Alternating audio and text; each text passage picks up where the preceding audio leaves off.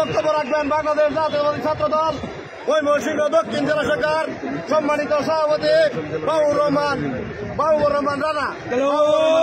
চলো ভারতীয় আগ্রাসন চালিয়ে যাও, ঘুরিয়ে দাও, ঘুরিয়ে দাও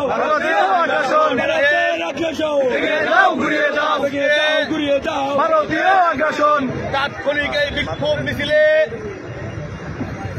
উত্তর দক্ষিণ মহানগর ছাত্র দলের নেতৃবৃন্দ যারা এইখানে উপস্থিত হয়েছেন সকলকে ময়মনসিংহ দক্ষিণ জেলা ছাত্রের পক্ষ থেকে জানাই সংগ্রামের শুভেচ্ছা এবং অভিনন্দন। প্রিয় ভাইরা, আমার পতাকায় আঘাত করা মানে আমার সার্বভৌমত্বে আঘাত করা, আমার স্বাধীনতায় আঘাত করা। আজকে যারা ভারতের আগরতলায় হাই কমিশনার কার্যালয়ে হামলা করেছে, আমাদের পতাকাকে যারা ছিঁড়ে ফেলেছে, যারা এই ঘটনা ঘটিয়েছে তাদের বিরুদ্ধে তীব্র প্রতিবাদ ও নিন্দা জানাচ্ছি। অতি দ্রুত যদি তাদেরকে দৃষ্টান্তমূলক শাস্তি না দেওয়া হয়, আমরা রাজপথে দুর্বার আন্দোলন গড়ে তুলব।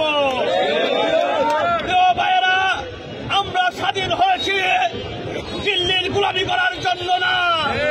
আজকে তারা এই স্বাধীন দেশে যারা অস্থিতিশীল পরিবেশ সৃষ্টি করতে যাচ্ছে, তাদের বিরুদ্ধে আমরা একটা কথা বলতে চাই, এই ভারতীয় গোলামি আমরা ভেঙে দেব, এই দিল্লির বিদ্রোহ আমরা ভেঙে দেব।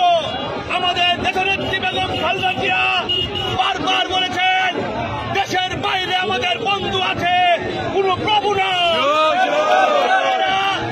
আজকে আপনারা দেখেছেন প্রভুর দূষণরা দীর্ঘ 15 বছর যাবৎ এই যে বাংলাদেশকে কি অবস্থায় নিয়ে গেছে আপনারা তা জানেন।